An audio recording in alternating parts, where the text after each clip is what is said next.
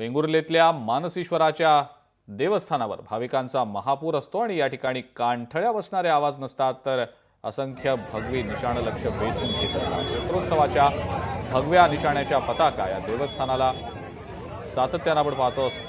हे आकर्षण खरं तर इथलं असतं। मानसेश्वराचं देवस्थान हे सिंधुदुर्गातलं एक महत्त्वाचं पर्यटन स्थळ सुद्धा आहे।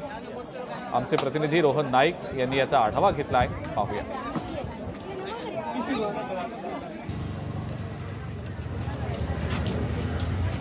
तळ कोकणातील अतिशय महत्त्वाची अशी जत्रा आज संपन्न होते। वेंगुर्ले तालुक्यातील ही जत्रा आहे मानसेश्वराची। आपण पाहू शकता कशा प्रकारे मोठी गर्दी आपल्याला पाहायला मिळते। हजारो भाविक या मानसेश्वराच्या दर्शनासाठी येत असतात आणि ही काल मध्यरात्रीपासून ही जत्रेला सुरुवात झाली। आता जवळपास पाहिलं असेल तर जवळपास 3 ते 4 किलोमीटरच्या रांगा आपल्याला पाहायला मिळत आहेत भक्तांच्या।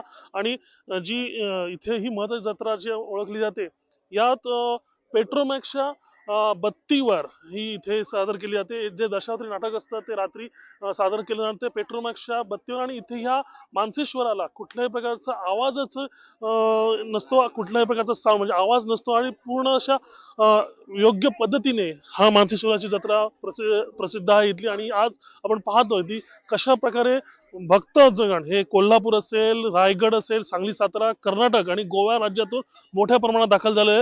रात्रीच्या सत्रामध्ये मोठ्या प्रमाणात इथे आणखी प्रचंड गर्दी होईल। राजकीय नेते सुद्धा इथे दर्शनासाठी येणार आहेत आणि एक आगळी-वेगळी जत्रा आपल्याला पाहायला मिळणार आहे। कॅमेरा पर्सन योगेशचा, रोहन नाईक, लोकशाही मराठी, सिंधुदुर्ग।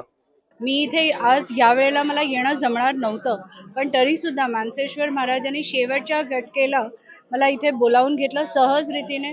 एकही त्रास न होता पहिल्यांदा ट्रेनचा प्रवास करून मी इथपर्यंत पोहोचले, ही त्यांचीच कृपा आहे।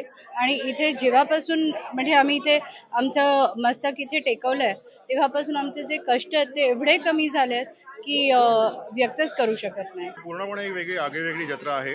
ओके, दरवर्षी म्हणजे सालाबाद प्रमाणे यावर्षी सुद्धा आम्ही आलेलो आहोत आणि गेले बरेच वर्ष येतोय आणि खूप चांगला अनुभव आम्हाला आलाय। लोकशाही मराठी ऐका, पहा, जागरूक रहा।